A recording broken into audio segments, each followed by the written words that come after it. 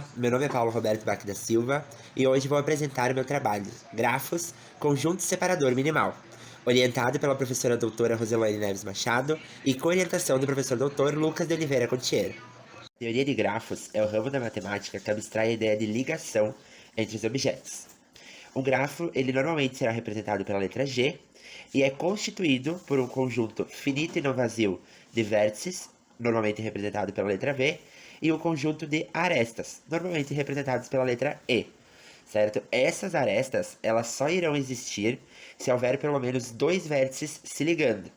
Seria como se a gente pensasse a ligação que temos numa quadra de vôlei, onde a gente tem um mastro ligado ao outro através da rede, certo? Quando falamos em conectividade de um grafo, entramos no estudo de dois conceitos, grafo conexo e desconexo.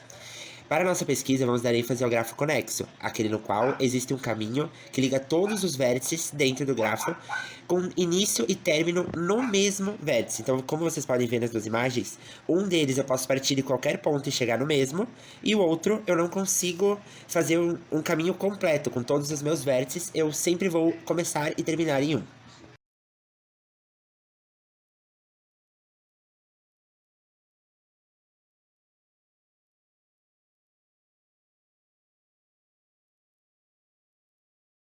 Nossa pergunta norteadora consiste em acharmos um grafo que possua dentro do seu conjunto de vértices um conjunto de vértices separador, que ao retirá-lo ele torna o grafo desconexo. Então, a primeira definição é entender o que é um separador dentro da teoria de grafos. Separador é o conjunto de vértices que, após retirada de um grafo conexo, ele o torna desconexo. Nessa imagem, a gente pode notar dois deles, certo? Um em azul e um em vermelho. Vamos trabalhar somente com um, então é isso que eu vou explicar para vocês. Conjunto separador minimal. É o conjunto de vértices dentro do grafo que deve ser removido em sua totalidade para tornar o grafo desconexo.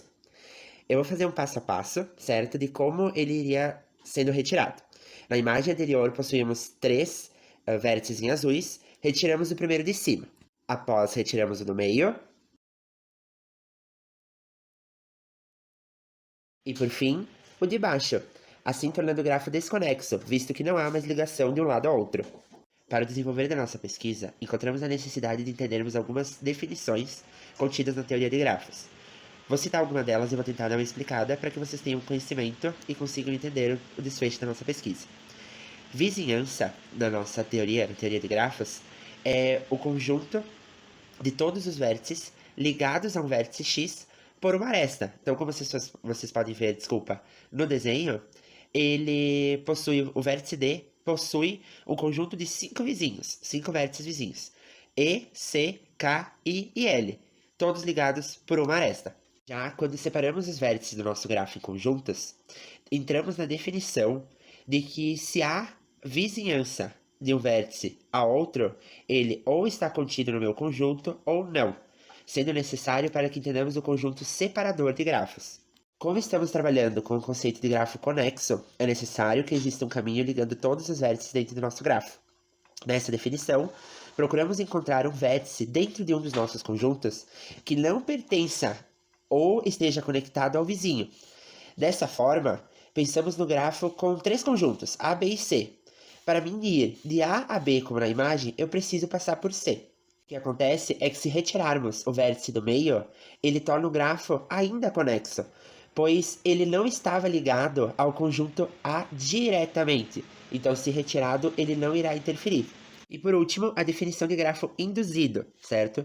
Que é quando eu possuo um grafo e após modificações do mesmo, eu consigo um outro desenho de grafo ou outro grafo com quantidades menores de vértices e arestas. Dessa forma, a partir das definições, começamos o estudo do algoritmo que vai nos ajudar a encontrar o conjunto separador minimal dentro da nossa pesquisa, certo?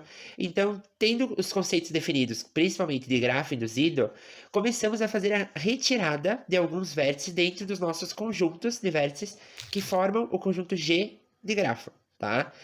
Tirando um a um, a gente vê o que ficam de vértices após a retirada do seu vértice e arestas vizinhas, certo? Então, a definição dos conjuntos, conjunto A e conjunto B, de maneira genérica, certo? E conjunto C, que conjunto C vai ser o que vai intermediar a conexão de um lado ao outro, de um conjunto de vértices ao outro. Para encontrarmos o conjunto minimal, é necessário frisar o conceito de grafo conexo, tá? Porque terá que existir uma conexão entre todos os vértices a partir das arestas para que eu consiga ir de um grupo a outro, passando por um intermediário. Esse intermediário será o nosso separador.